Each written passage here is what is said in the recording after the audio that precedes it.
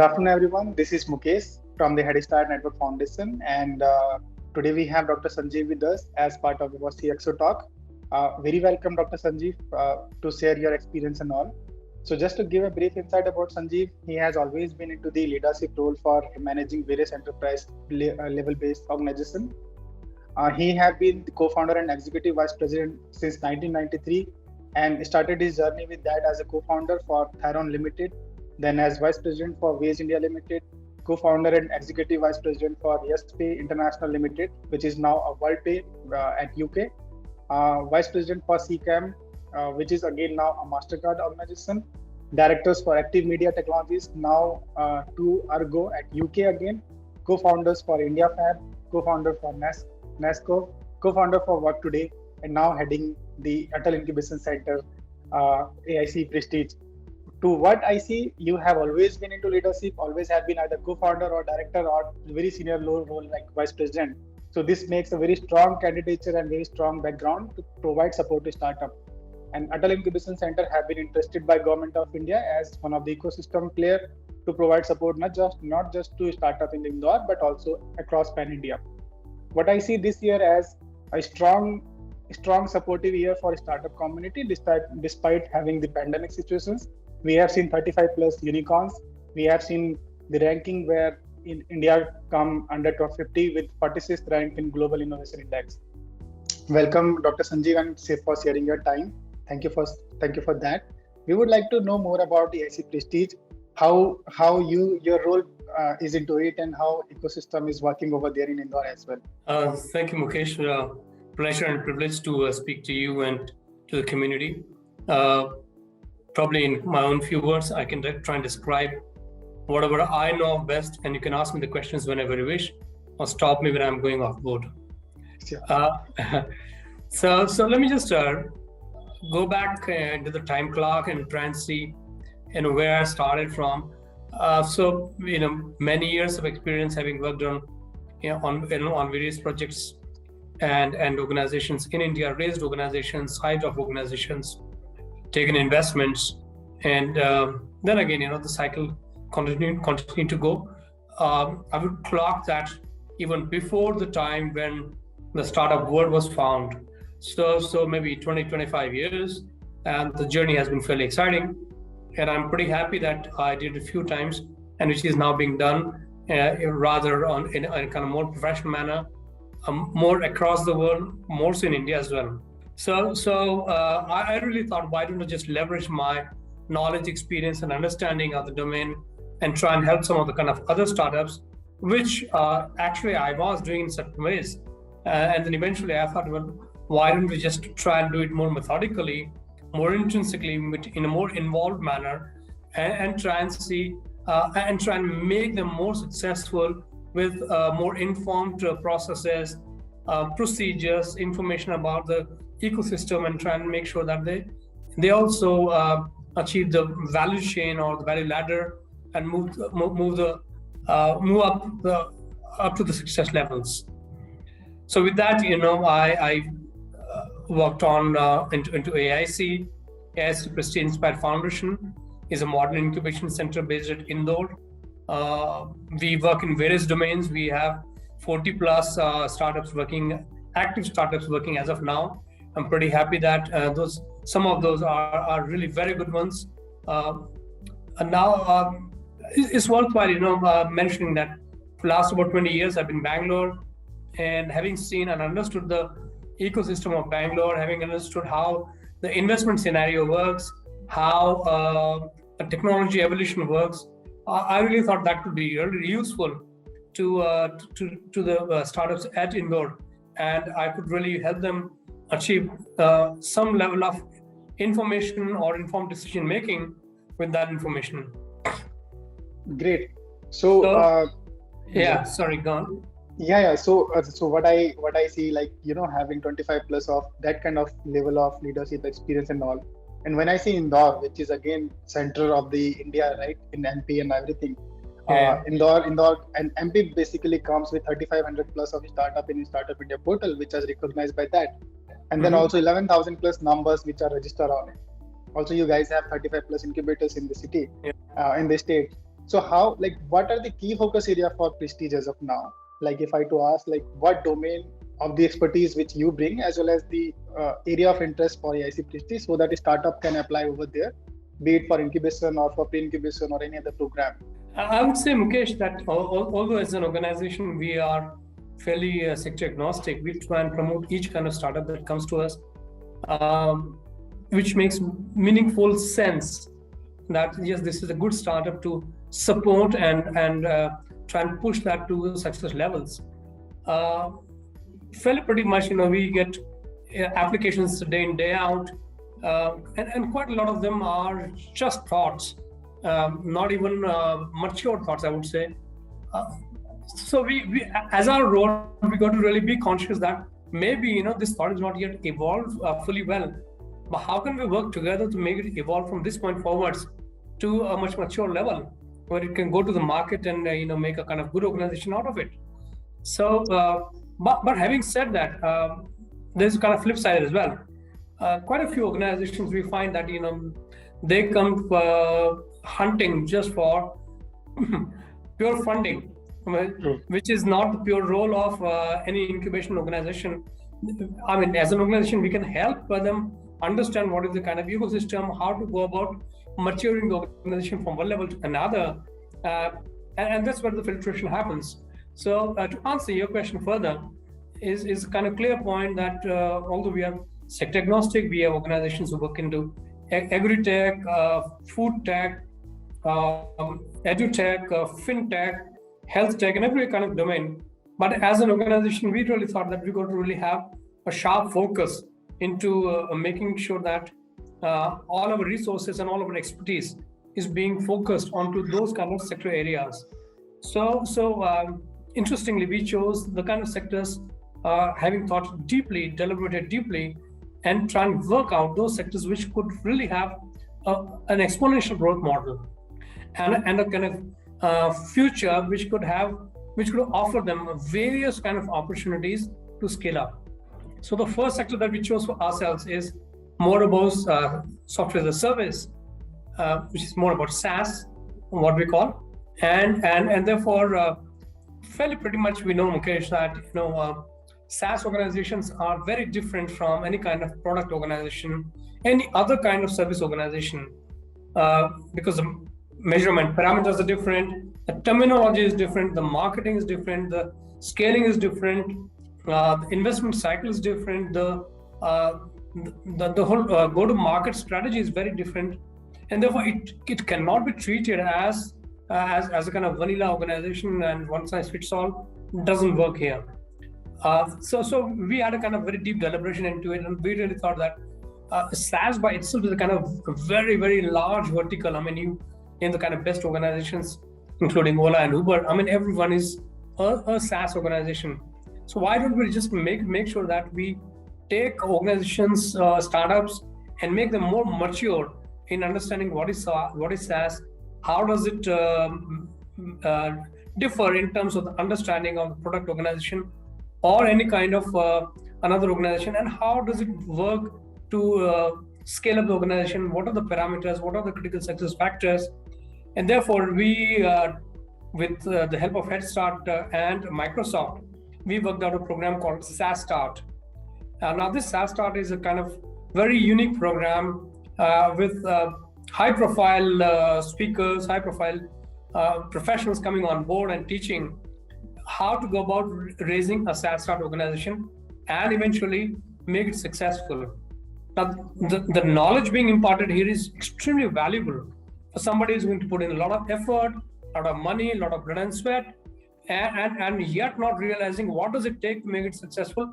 So here it is, Headstart is the kind of program which will support them with all the kind of information, contacts, critical success factors, measurement parameters, training, orientation, how to go about creating, even if a person has created an organization, how to go about changing the track and make sure that it is being measured differently, treated differently, managed differently, looked at differently.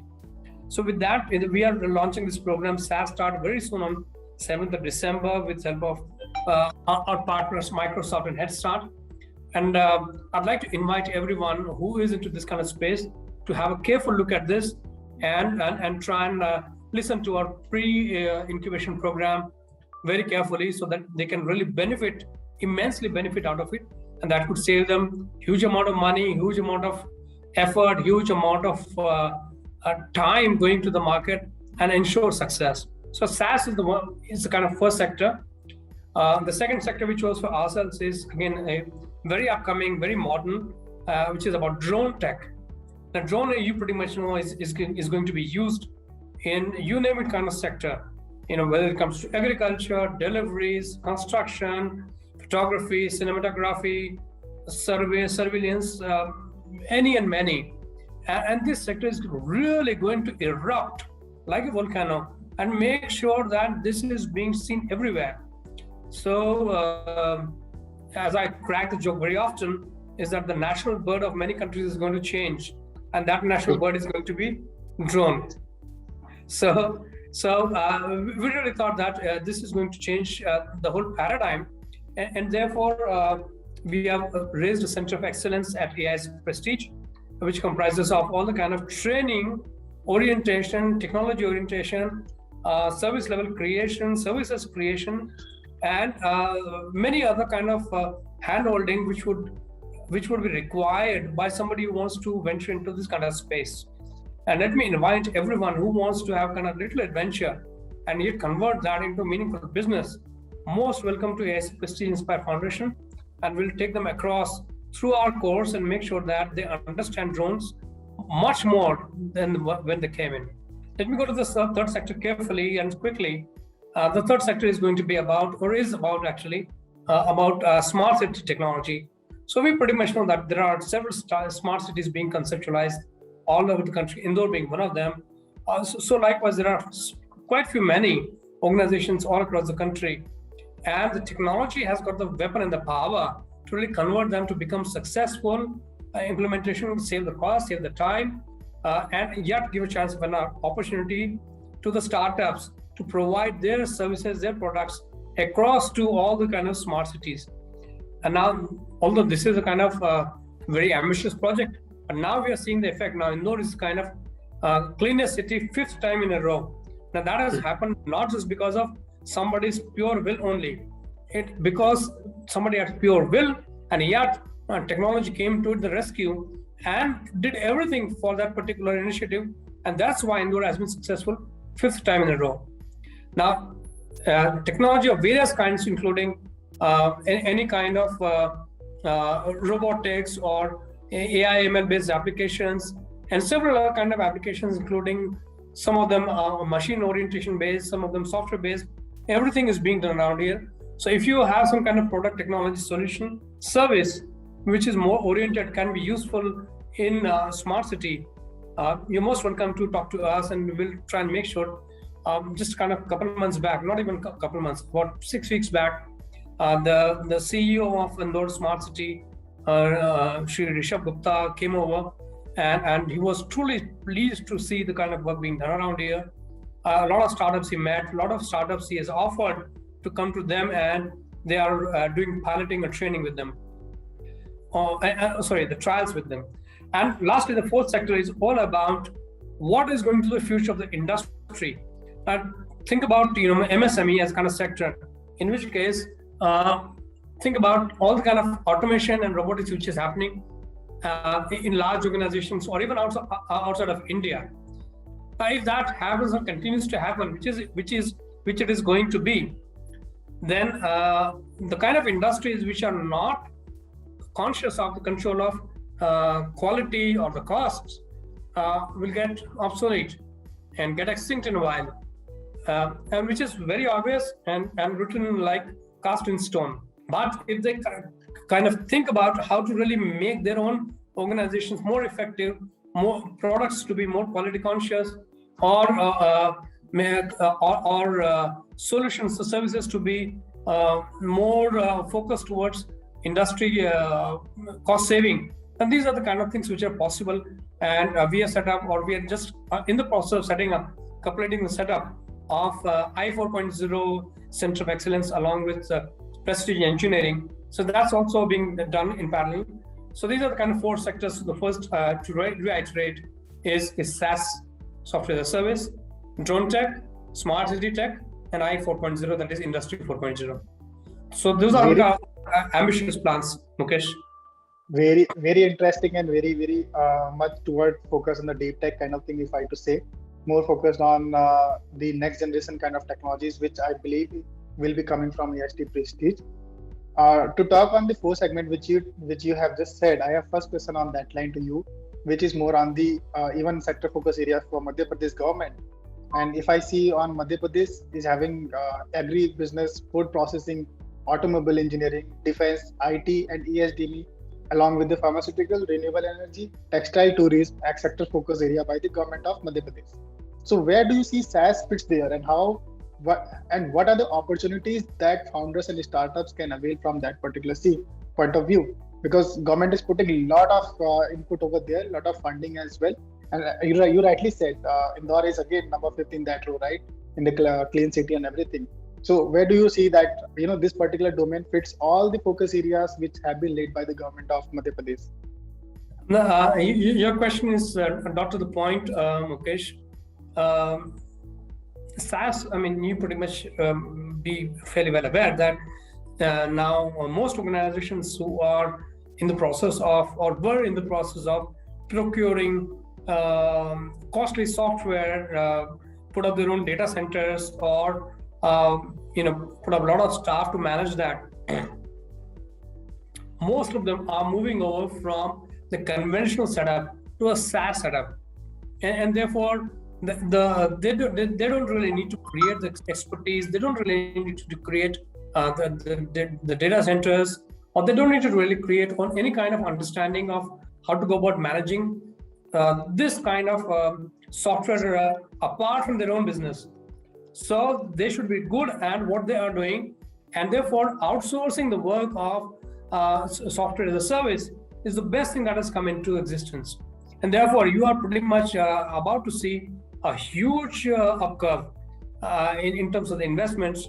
Quite a few organizations, the investment organizations, the VC organizations, those I know of, have already decided that they will invest purely into SaaS only, and not look at it in the kind of sector.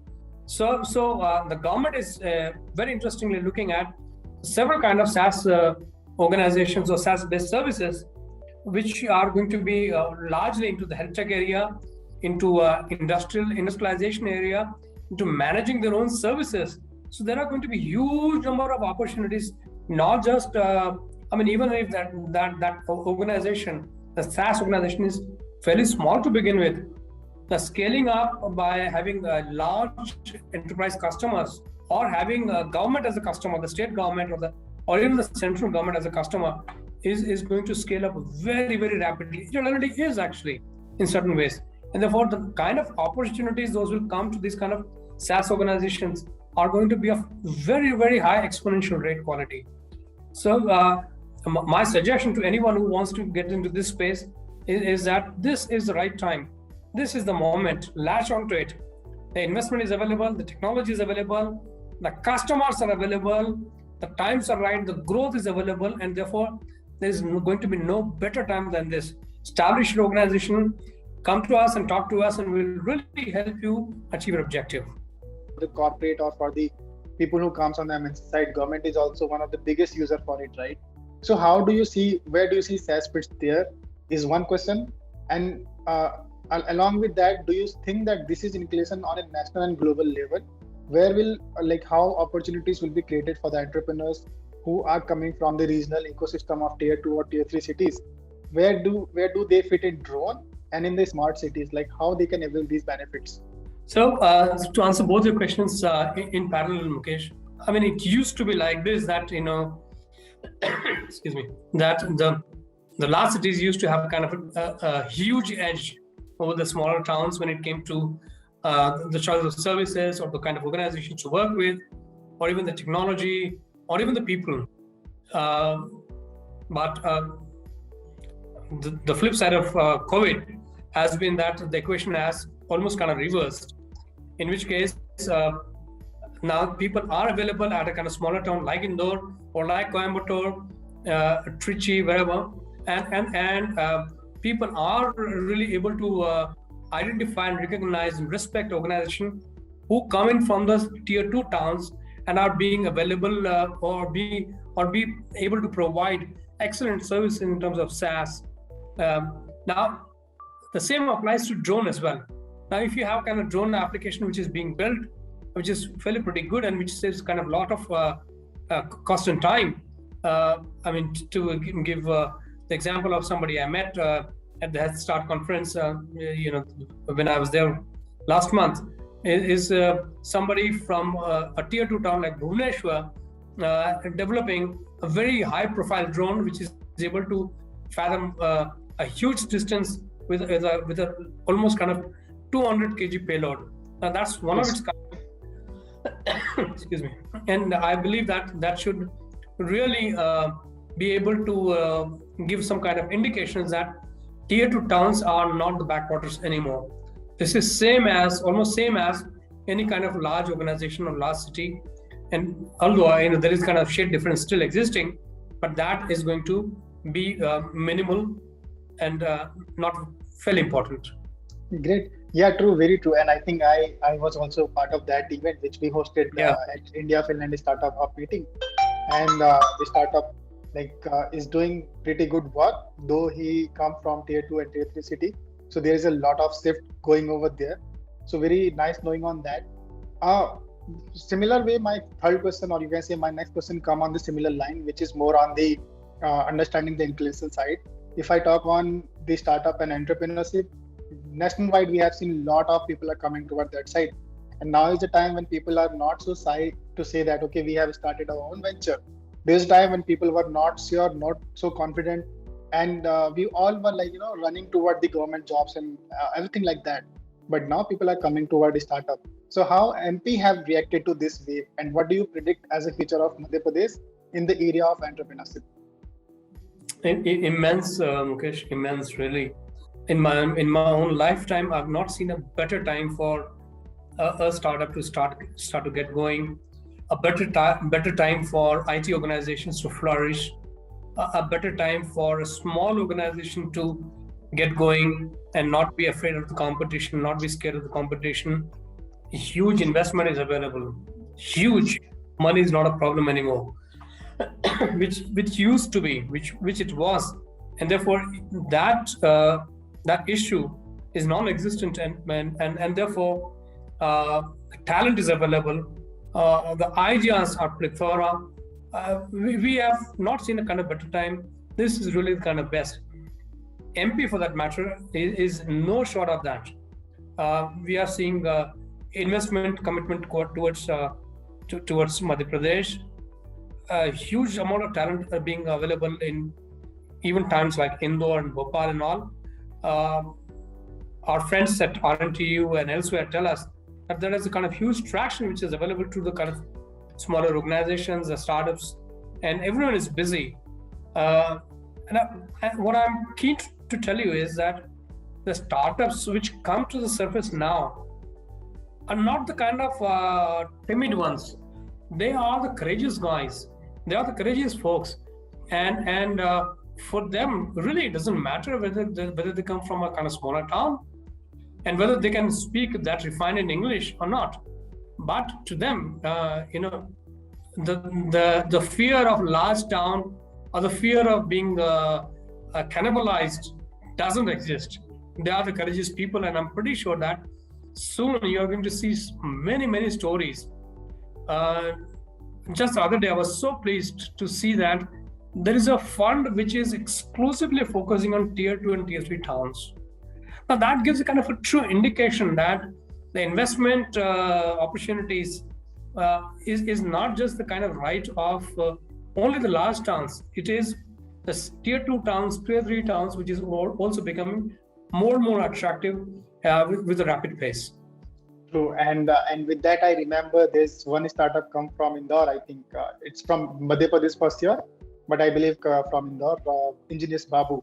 And in the first event, which was launched by again AIC Prestige for Headstart, Dr. Chintan also joined that event, and he was one of the speaker. And I remember how he started his venture way back in 2012-14 after just doing his dissertation and all.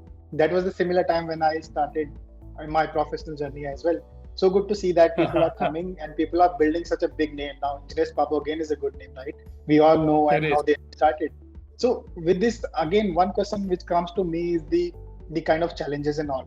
And you have, 28 or 25 plus of years experience again to build different platform, different organizations and all. So what are the challenges you as an entrepreneur or as a founder or co-founder have faced, and how would you suggest current entrepreneurs to face these challenges? I would have kind of few suggestions to make, Mukesh. The first one and the top one that comes to my mind is that keeping a sharp focus on something that is going to be assume huge proportion in due course of time is important, and not diverge the focus into multiple directions. And that is of critical importance. One of the kind of startups that we have around here, and now this organization came in with 3 or 4 product ideas and solution ideas, services ideas, and we deliberated deeply on it, and we chose that no, you should just stick to this one only, and not look at the other ones. And over a period of time, they tried to diverge, and we kept on bringing them back to the focus area. And today, that's a hugely successful organization, hugely valued. The investors after them, and I'm pretty sure that they will scale up to the international level in due course of time.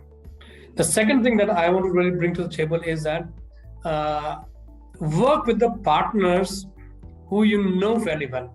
Now, if you don't know the partner fairly well for a long period of time, chances are that your courtship will not go a long distance. True. Therefore, knowing each other at the top level is extremely important. And don't cut shortcuts that I know it all and all those kind of things. Just make sure that you have your friend, your family, somebody who you know fairly well. And there's a kind of compatibility, definite compatibility between the two. The third thing that I've fairly much have seen often is that startups come with an idea and with kind of, first of all, shallow pocket. That I have my savings of say about 1 lakh rupees or 2 lakh rupees, and with that I want to do this and I want to grow big, and therefore if it doesn't work, then I'll have my job any which way. I really don't think startups are raised that way. Firstly, the commitment to the startup is total. That I will do or die, but do this only. So that you don't have a kind of bridge on the back to go back. You burn the bridge and come across, and you come what may, rain or shine, you will find your way. But if you have a very shallow pocket of say about 1 lakh rupees, 2 lakh rupees, my suggestion would be don't burn it. That is not really enough. Don't burn it. Go back to your job. Make sure that you will have at least some runway ahead, and just so that the flight doesn't crash just on the runway itself. Those are my very valid suggestions, and I'm really keen to really stand by with it. True. So I must say, coming that kind of word from an entrepreneur himself and who is now leading an AIC is very wonderful, because most of the time we see people in this position, and we are now startup has become a glamorous word. Everyone says that go for a startup, but the reality behind it is again a lonely journey. You have to be working day and night. You Absolutely. Have to work hard. And every startup which we see today, either as a unicorn or any kind of even multi-billionaire company itself, have a journey of 10-20 years of struggle. So these days, many of the time we go just by reading articles, and people come with an idea okay, if that particular team can make, why don't I? But they forget to read the story behind it. 10 years, for example, for Paytm, for example, Zomato, 13 years plus of that kind of hard work, right? So I used to say many of the time, people see Paytm as 10 plus year of old company, which is now a unicorn, right? Again, IPO has happened, but they forget to see the 20 plus years of experience of Vijay Sekhar, who has taken so much of pain and all, right? So Absolutely. Definitely, this is very wonderful suggestion and advice you have given to entrepreneurs to not just come with glamour and all. So very, very much thank you, Dr. Sanjeev, for taking out time with us. Before I conclude this session, as a concluding remark, anything you would like to say before we end this session? My only suggestion to everyone who's possibly listening to it and is interested in a kind of startup is one clear message which I must really narrate in clarity is that the incubation centers are the people who can really help you achieve your objective. You really may know a lot, but you really may not know everything, and therefore bringing in a structure, a way of thinking, and ensuring that your chances of success are improved drastically from the time you came in can be done by an incubation center. So don't think that an incubation center is probably a co-working center. It's not actually. The technology input, the expertise input, the hand-holding, the experience that can be leveraged in the benefit and favor of the startup is going to be of huge value.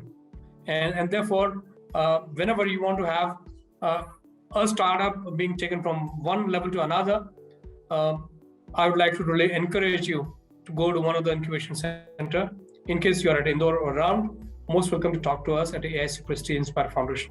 Great, and very, very much thank you, Dr. Sanjeev. And I must say that people who are keen to build their startup journey, they can always come around Indore, and AIC Prestige is doing a wonderful job in that way. Recently, they have launched this SaaS pre-incubation program as well, which is again to bring support to incubate to the startup founders who are at early stage. So yeah, thank you so much, and we look forward to see a lot more startup coming from AIC Prestige. Thank you. Thank you, Mukesh. Lovely to be around. Thanks very much. Yeah, thank you everyone.